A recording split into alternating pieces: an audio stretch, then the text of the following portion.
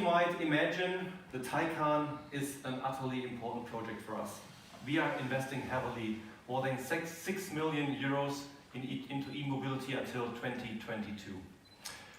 The Taycan is our first project, and for a very special project, we decided to create a very special event, and you're going to be part of it. We're going to take you on an epic road trip. The total distance is 6,440 kilometers. We will be on the road for 18 days. I would like to hand over to my colleague Friedrich, who's going to give you a technical presentation. Friedrich. Thank you. Welcome everybody. I would like to talk to you about the highlights of the car, and let's start with the exterior design. I think when you see the car, you can immediately recognize it as a Porsche, and that's because it has all the Porsche DNA. Like when you look from the side, we have the typical Porsche flyline. In the front, we have the very low bonnet and the high fenders, like you have in a 911. And in the back, you have the continuous light strip over the whole rear, and you have the pronounced shoulders, which make the car look really good. But at the same time, we have new design elements which take the Porsche DNA into the next era, which you might know is very, very low, and we are very proud of it. So let's move on to the interior. It's the same. It looks familiar in a way, but it's new as well. We have familiar design elements like the rising center console, or we have the very wide cockpit.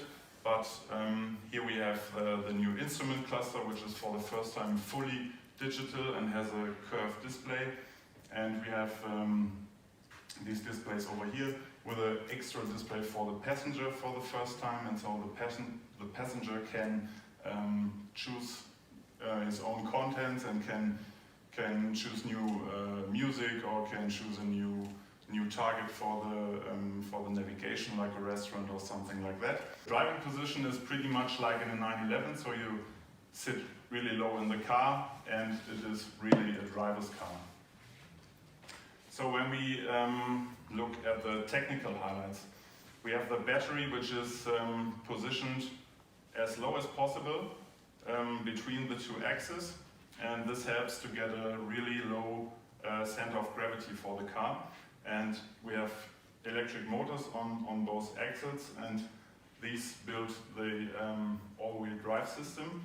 And what is a huge advantage over our combustion engine cars is that we can distribute the all-wheel drive 5 times faster than on our combustion engine cars, which is really good for the driving dynamics. What you also see, I already talked about the flyline, and you have to imagine the Taycan is even lower than a Panamera, but nevertheless we had to put the battery underneath it, and you might wonder how did we do that. And we have these holes here in the battery which are for the feet of the passenger seats in the rear, and so they have a really comfortable driving position, and we also get this really great design on the outside. And not to forget our 2-speed transmission on the rear axle, which helps to get very good acceleration times and very high speeds. So when we look at our portfolio, we positioned the Taycan below the Panamera, and we wanted the first electric car of Porsche to be a really sporty car, and we wanted to put it in a segment where we had no offer yet, and so we went for the C sedan segment, and we think it fits really well in our portfolio, and we already announced that we will make another version of it, the Taycan Cross Turismo, which will follow after the sedan version. Taycan Turbo and the Taycan Turbo S, and after time there will arrive additional models which will bring the entry price to a lower level. And you might wonder, why did we name it Turbo? And for us this makes completely sense, because Turbo has already become a brand for its own at Porsche, because it always stands for the top of the line model, and we wanted our customers to know when they buy a Taycan Turbo they get the top-notch model, and so yeah, we went for this name. So the Turbo and the Taycan Turbo S deliver 460 kilowatts, and in overboost mode they deliver up to 500 kilowatts for the Turbo and 560 for the Turbo S. And this helps us to achieve very fast acceleration time. So 0 to 100 is just in 2.8 seconds with the Turbo S, and 0 to 200 in just 9.8. So under 10 seconds to 200 is really impressive.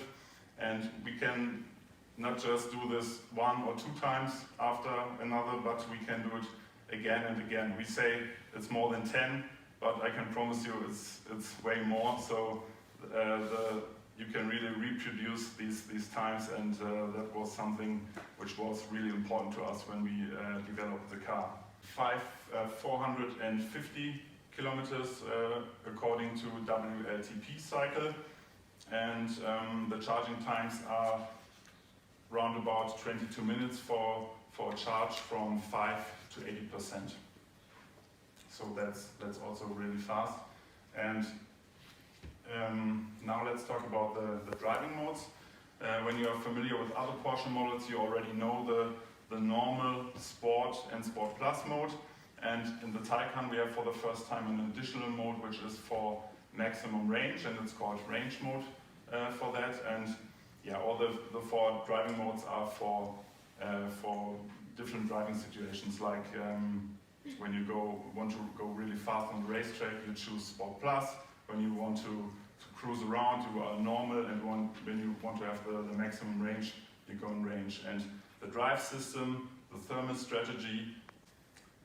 So when we look at the chassis systems, as I already mentioned, the battery helps to get a really low center of gravity. We have an even lower center of gravity than the 911, and of course that's really good for cornering. And in addition, we have all the clever chassis systems we are famous for at Porsche, like the rear axle steering, torque vectoring, Porsche dynamic chassis control, and so on. And all this helps to get really impressive driving dynamics. I guess when you get the cars tomorrow, you will see what I'm talking about. It's really, really great. Most other car manufacturers who build electric cars are going for the way for one-pedal driving. We want to go a bit of a different approach, and we think you should brake with a brake pedal. So the Taycan can recuperate with up to 265 kilowatts, which is really impressive. And this helps us that we can, in 90% of all the braking events, we can brake just with the electric motors, and we don't use the brakes at all. So when you push the brake pedal, the car for itself manages to blend over between the electric motors for braking and the brakes. So that's a really clever system.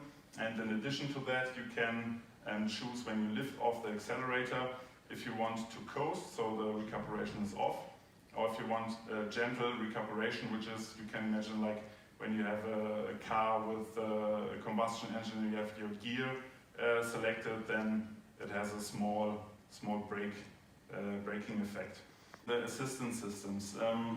The Taycan has a lot of assistance systems. They are the same like in our Cayenne. So they are really state of art. We have like Porsche InnoDrive, we have active lane keeping up to 210 kilometers. We have night vision, and we got a lot of other safety features. And yeah, that's really great. But of course, in the first the Taycan is a driver's car and makes a lot of fun to drive. Farther away than your range will let you go. The navigation automatically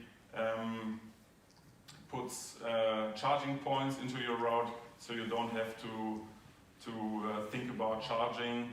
The system will always try to keep the travel time low, so the travel time contains the driving time and the charging time, so you get really fast traveling. And you have this monitor here which shows you if charging points are added to your route and how long they will take. Here in Europe, we have the Ionity network, which we are also using for our road trip, and the goal is to build up 400 charging stations until next year. And at the moment there are already 150 charging stations which are live at the moment, and another 60 are under construction. All on the same page. If you have more questions regarding certain technologies, or if you want to go more into details, we have a lot of experts available for you for tonight over dinner, or even tomorrow when we go on the drive. So we have specialists available throughout your stay, and you can approach them anytime to ask your specific questions. So we are covered there, but we also have one very special guest tonight. I'm very honored to have him here. I would like to welcome Peter Wager. He's head of exterior design at Porsche Style. So he's the man who was responsible for the design of the Taycan of the outside. So he's also available over dinner and for interviews later on. Yeah, let's talk about your drive program, because I guess you are excited to get behind the wheel as soon as possible. My destination for day one is the Mondsee location. In terms of length and driving times, tomorrow you're going to be in the car for 370 kilometers, and the estimated driving time is over 6.5 hours. That's without any stops. So it's a long day, a lot of driving. Just to put this into perspective, we have already covered 2/3 of the days of the event, but we are only a little bit over half of the distance we have to cover. So we have to really speed up in terms of kilometers we have to collect. So you will be in the car a lot. You will get to experience the car for a long time on many beautiful roads. If you start tomorrow, the first leg to the Ionity charging station will take around 3 hours or 180 kilometers, and after lunch the second part will take roughly 3.5 hours or 190 kilometers. And the last bit will be almost 2 hours or 120 kilometers. The driving routes are designed